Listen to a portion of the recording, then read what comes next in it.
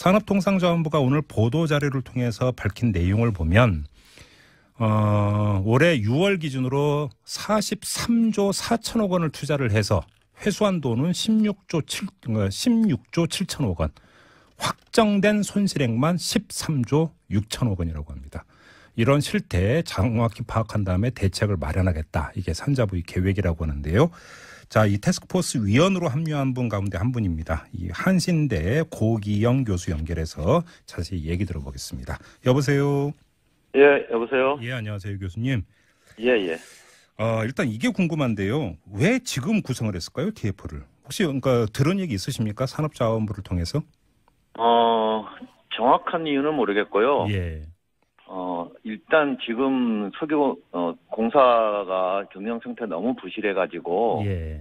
뭔가 지금 단계에서 손을 대지 않으면 이게 굉장히 큰일이 날 것 같다는 의식이 있는 것 같아요. 잠깐만, 석유공사가요? 석유공사도 광물자원공사도 가스공사도 비슷합니다. 공사들이? 예. 예. 그러면 이 공사에 대한 어떤 수술, 회생책 이런 것까지는 다 포괄해서 지금 얘기가 돼야 되는 이런 상황까지 내몰렸다는 이야기 될 것 같은데. 그렇습니다. 예, 제가 방금 전에 산자부가 밝힌 그 투자액 손실액 이렇게 그 전해드렸는데요. 교수님도 뭐 비슷하게 파악하고 계세요? 예, 비슷합니다. 그러니까 투자액은 거의 같은 것 같고요. 예. 다만 손실액은 참 이거 계산하기가 복잡한데, 예. 그러니까 대부분의 손실은 감춰져 있거든요. 아, 그래요? 예, 13조 손실이라는 거는 확정된 손실을 말하는 거고요. 예. 아직 손실도 처리하지 않고 사실은 손실인데 불구하고 예. 유예하고 있는 돈들이 많이 있어요. 그게 대충 어느 정도로 가늠하세요, 그러면? 글쎄요, 그런 것까지 포함하면 적어도 20조는 넘지 않을까 생각이 드는데요. 그러니까 20조가 그 우리나라 밖으로 가서 다 그 공중에서 사라져 버렸다 이런 이야기입니까? 그렇죠. 사라질 거라는 거죠. 이거 다 국민 세금이었던 거 아닙니까? 맞습니다. 그리고 그 국민 세금으로 메꿔야 되는 것도 맞고 하고요. 근데 문제는 지금 뭐 좀 하나하나 자세히 짚어봐야 되겠습니다만 한 번 투자하고 끝나는 게 아니라 계속 이게 그 밑빠진 독에 물 붓는 이런 경우가 발생할 수도 있잖아요. 그러니까 더 문제죠. 사실 지금 말씀하신 대로 예. 회사가 한번 망가지면 네. 그거로 딱 정리를 손절매를 하면은 그 손실이 거기서 끝나는데요. 네. 그거를 계속 들고 있으면 안고 있으면 계속 손실이 발생하거든요. 네네. 그 손실이 얼마나 될지는 참 가늠하기가 힘들죠. 근데 뭐 43조 뭐 이렇게 얘기를 하니까 솔직히 뭐 이게 감도 잘 안 오는데요. 어마어마한 돈이어가지고. 그렇습니다. 예. 예. 아무튼 그 교수님께서는 사실은 그 이전부터 계속 이 자원 외교 비리를 계속 추적을 해 오시고 책까지 쓰시던 분인데요. 예. 이게 워낙에 방대하고 또 이게 그 구체적으로 들어가면 되게 복잡해서 여기서 다 훑을 수는 없을 것 같고 교수님이 보시기에 가장 악성이라고 보는 사례가 어떤 겁니까? 하나만 좀 소개해 주신다면.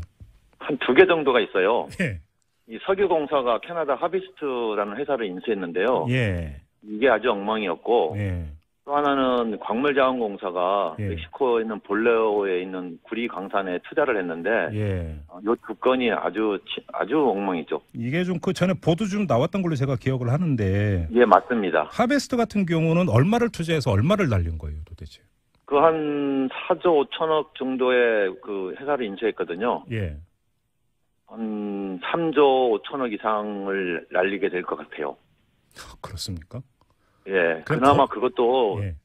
좀 긍정적으로 봐서 그렇고요. 네. 좀 더 나쁘게 보면 거의 다 날릴 가능성도 있습니다. 거의 다? 아예 회수가 예. 거의 불가능할 정도로? 예, 예.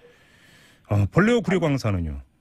그것도 지금 실제로 투자된 돈은 한 1조 5천억에서 한 2천억 정도 되고요. 예. 그다음에 빚을 보증한 것들이 좀 많거든요. 예. 이런 것까지 포함하면 4조가 넘는데, 예. 이거는 아까 하비스트보다 더 심하고요. 예. 아마 이거는 지금 손절매 하면은 다 날린다고 생각해서 손 빼는 게 오히려 나을 정도로 지금 최악의 상태예요. 손을 안 떼면 계속 더 이제 갖다 더 부어야 늘어납니다. 된다? 예, 투자한 액수보다도 더 많은 돈을 손실로 안아야 되는 상황까지 갈 것 같습니다. 아니, 저는 좀 이 자원 외교 비리 이야기 나올 때마다 좀 의아했던 게 정부가 나서고 그 공사가 나섰던 거잖아요. 예. 여기서 그러면 당연히 조사를 했을 거고, 그러니까 계산기 다 두드려 봤을 거고. 근데 어떻게 이렇게 엉터리로 할 수 있는 거예요? 사실은 제가 이제 좀 TFT 위원을 맡겠다고 한 배경에도 그런 이유가 있는데 예. 저도 좀 그게 궁금하거든요. 예.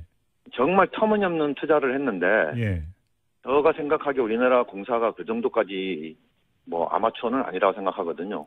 아마추어라면 진짜 그게 더 문제인 거죠, 사실은. 모르고 했으면 정말 문제죠. 그거는 더 예. 큰 문제인데 예. 저는 알고 했을 거라고 생각합니다. 아. 그러면 왜 알고도 네. 그리고 굉장히 주위에서 투자하기 전에 예. 많은 지적들이 사실은 있었거든요. 네. 그런 걸 차글이 다 무시하고 독단적으로 진행한 사건들이 많거든요. 왜 그렇게 했을까? 과연 누가 그렇게 했을까? 과연 사장이 혼자 독단을 했을까? 예.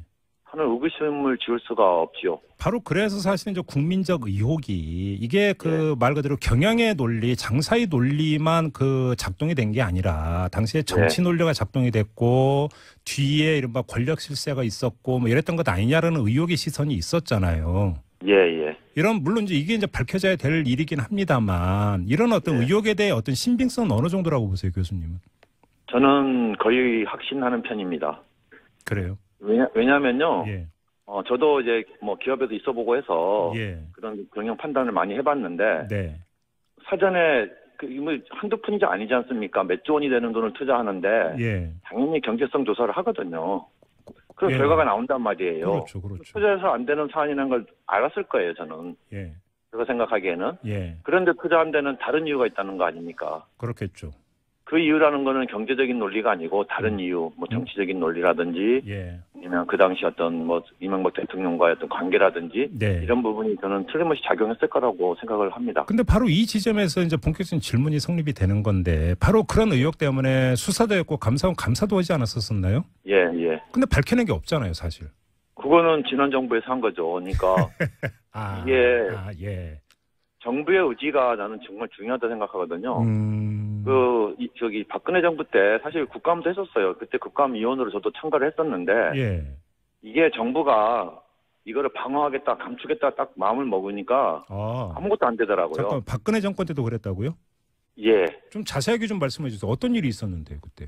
2015년에 국정감사가 있었거든요. 예. 그래서 이제 그 당시 지금 더불어민주당이 야당이었고, 네. 당시 이제 새누리당이 이제 여당이었는데, 네. 자료 접근이 안 돼요. 아주 심한 말로 말하면요. 이제 감사원 자료를 우리가 봐야 되잖아요. 예. 우선 볼 수 있는 사람은 국회의원으로 한정하겠다.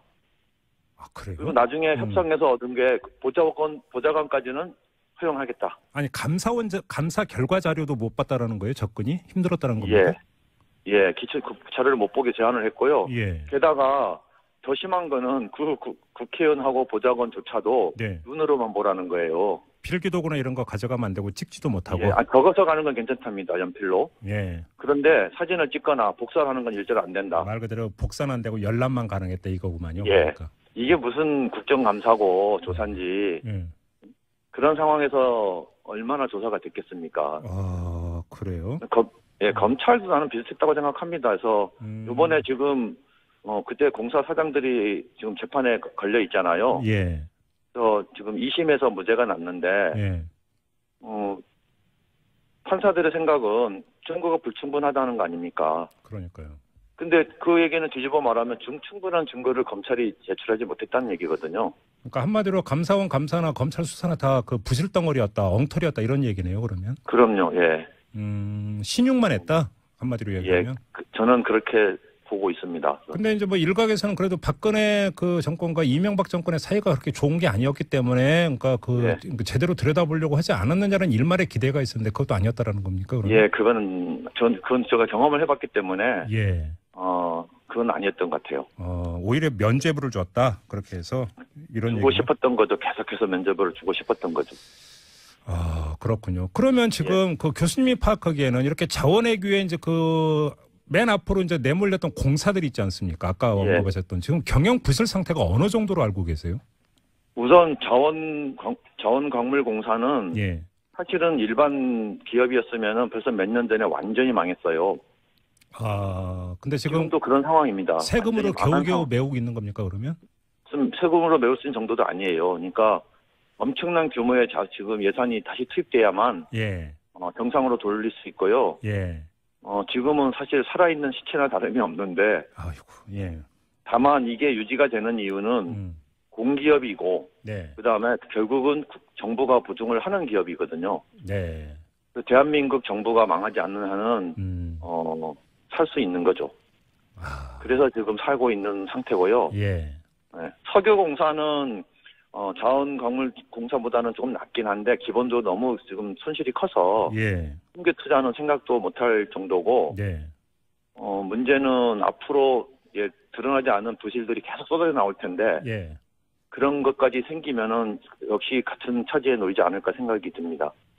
자, 그러면 그 이명박 정부 때나 박근혜 정부 때는 그 정권의 그 정치적 환경 때문에 그럼 실무일을 했던 공사의 실무자들이 그 예를 들어서 양심 고백이라든지 이런 것들도 전혀 못했는데 예. 그럼 앞으로 이제 그 ETF에서 조사 들어가고 이러면 양심 고백이라든지 이실직고할 수 있는 여지가 충분히 있다고 기대를 하세요? 좀 그런 기대를 하고 있죠. 근데 그래요? 그렇게 하기 위해서는 예. 사실 좀 어느 정도 보장이 좀 필요하다 생각하거든요. 그러니까 예를 들면 그거의 잘못에 대해서 이제 고백을 하면 신원을 보장해 준다든지 그래야 되지 않겠습니까? 책임을 묻지 않는다든지 이런 거 말씀하시는 겁니까? 예. 그래요.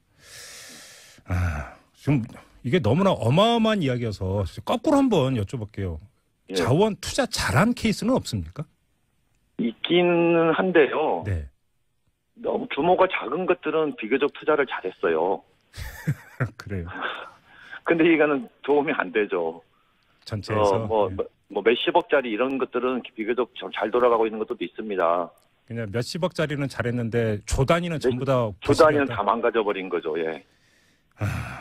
그렇군요. ETF는 지금 혹시 활동 기한을 정해놓고 출범을 한 겁니까? 어떻게 되는 겁니까 앞으로? 일단은 기한은요 내년 상반기까지라고 돼 있는데 예. 그렇게 정한 이유는 내년 상반기에 그 용역 결과 보고서가 나오거든요. 예. 그걸 가지고 어떻게 정책적 판단을 해줄 거냐를 ETF 위원들이 아마 논의를 하게 될 것 같습니다. 아무튼 그러면 지금 그 자원 그 해외 투자 케이스는 전부 다 들여다볼 계획인 거죠? 100%는 아니고 주요한 것만 해서 한 81개 정도를 대상으로 생각하고 있습니다. 문제가 아까 이제 얘기했던 하베스트가든지 문제가 되는 것들만 이제 우선 이제 들여다본다는 말씀이신가요? 예. 알겠습니다. 앞으로 그 고생 많이 하실 것 같은데요. 중간중간에 저희하고도 좀 인터뷰 부탁드리겠습니다, 교수님. 알겠습니다. 지금 2185님이 문자 주셨는데요. 이 자원비리 밝히는 것도 적폐청산입니다. 낱낱이 밝혀주십시오라고 문자 보내주셨습니다. 예. 답변해 주셔야죠, 감사합니다. 교수님. 예, 꼭 그렇게 하고 싶습니다, 저도. 알겠습니다. 오늘 인터뷰 고맙습니다. 예, 감사합니다. 네. 산업자원부 이 해외 자원개발혁신 TF 위원으로 참여한 한신대 고기영 교수였습니다. 산업통상자원부가 오늘 보도자료를 통해서 밝힌 내용을 보면 올해 6월 기준으로 43조 4천억 원을 투자를 해서 회수한 돈은 16조 7천억 원, 확정된 손실액만 13조 6천억 원이라고 합니다. 이런 실태 정확히 파악한 다음에 대책을 마련하겠다. 이게 산자부의 계획이라고 하는데요. 자, 이 태스크포스 위원으로 합류한 분 가운데 한 분입니다. 이 한신대 고기영 교수 연결해서 자세히 얘기 들어보겠습니다. 여보세요. 예, 여보세요. 예, 안녕하세요, 교수님. 예. 일단 이게 궁금한데요. 왜 지금 구성을 했을까요, TF를? 혹시 그러니까 들은 얘기 있으십니까? 산업자원부를 통해서?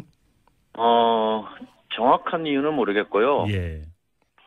일단 지금 석유 공사가 경영 상태 너무 부실해가지고 예. 뭔가 지금 단계에서 손을 대지 않으면 이게 굉장히 큰일이 날 것 같다는 위기의식이 있는 것 같아요. 잠깐만, 석유공사가요? 석유공사도 광물자원공사도 가스공사도 비슷합니다. 공사들이? 예. 그러면 이 공사에 대한 어떤 수술, 회생책 이런 것까지는 다 포괄해서 지금 얘기가 돼야 되는 이런 하면은 그 손실이 거기서 끝나는데요. 네. 그거를 계속 들고 있으면 안고 있으면 계속 손실이 발생하거든요. 네네. 그 손실이 얼마나 될지는 참 가늠하기가 힘들죠. 근데 뭐 43조 뭐 이렇게 얘기를 하니까 솔직히 뭐 이게 감도 잘 안 오는데요. 어마어마한 돈이어가지고.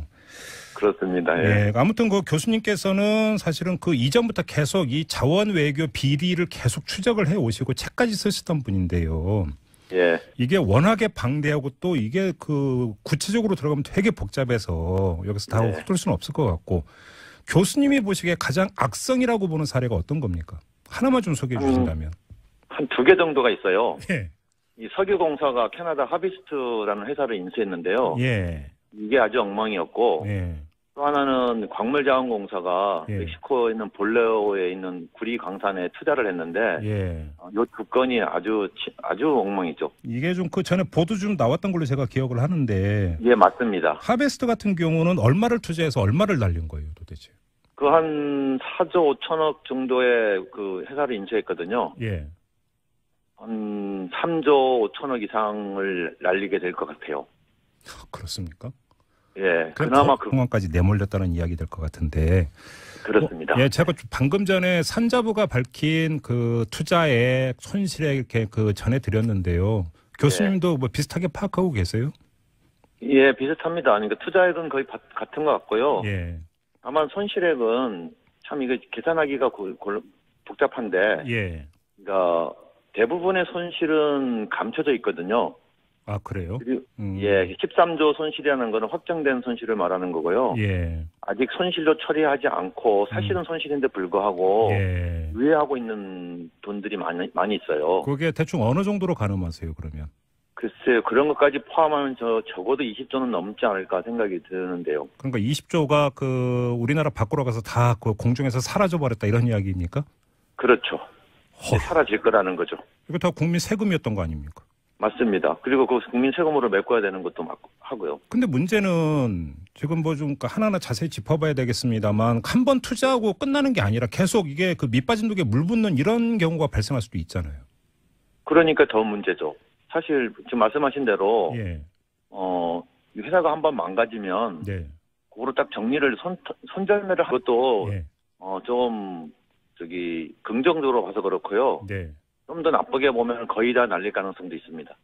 거의 다? 아예 회수가 예. 거의 불가능할 정도로? 예, 예. 볼레오 구리광산은요? 그것도 지금 실제로 투자된 돈은 한 1조 5천억에서 한 2천억 정도 되고요. 예. 그다음에 빚을 보증한 것들이 좀 많거든요. 예. 이런 것까지 포함하면 4조가 넘는데, 예. 이거는 아까 하비스트보다 더 심하고요. 예. 아마 이거는 지금 손절매 하면은 다 날린다고 생각해서 손 빼는 게 오히려 나을 정도로 지금 최악의 상태예요. 손을 안 떼면 계속 더 이제 갖다 더 부어야 늘어납니다. 된다? 예, 투자한 액수보다도 더 많은 돈을 손실로 안아야 되는 상황까지 갈 것 같습니다. 아니, 저는 좀 이 자원 외교 비리 이야기 나올 때마다 좀 의아했던 게 정부가 나서고 공사가 나섰던 거잖아요. 예. 여기서 그러면 당연히 조사를 했을 거고, 그러니까 계산기 다 두드려 봤을 거고. 근데 어떻게 이렇게 엉터리로 할 수 있는 거예요?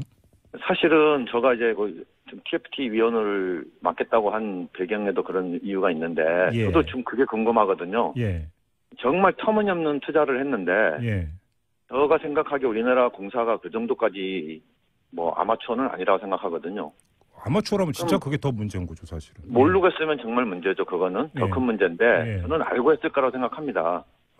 그러면 왜 알고도, 그리고 굉장히 주위에서 투자하기 전에 많은 지적들이 사실은 있었거든요. 네. 그런 걸 차근히 다 무시하고 독단적으로 진행한 사건들이 많거든요. 왜 그렇게 했을까? 과연 누가 그렇게 했을까? 과연 사장이 혼자 독단을 했을까? 하는 의구심을 지울 수가 없지요. 바로 그래서 사실 이제 국민적 의혹이 이게 말 그대로 경영의 논리, 장사의 논리만 작동이 된 게 아니라 당시에 정치 논리가 작동이 됐고 뒤에 이른바 권력 실세가 있었고 뭐 이랬던 것 아니냐라는 의혹의 시선이 있었잖아요. 예. 물론 이게 이제 밝혀져야 될 일이긴 합니다만 이런 어떤 의혹에 대해 어떤 신빙성은 어느 정도라고 보세요, 교수님은? 저는 거의 확신하는 편입니다. 그래요? 왜냐면요. 저도 이제 기업에도 있어보고 해서 그런 경영 판단을 많이 해봤는데 사전에 한두 푼이 아니지 않습니까? 몇 조 원이 되는 돈을 투자하는데 당연히 경제성 조사를 하거든요.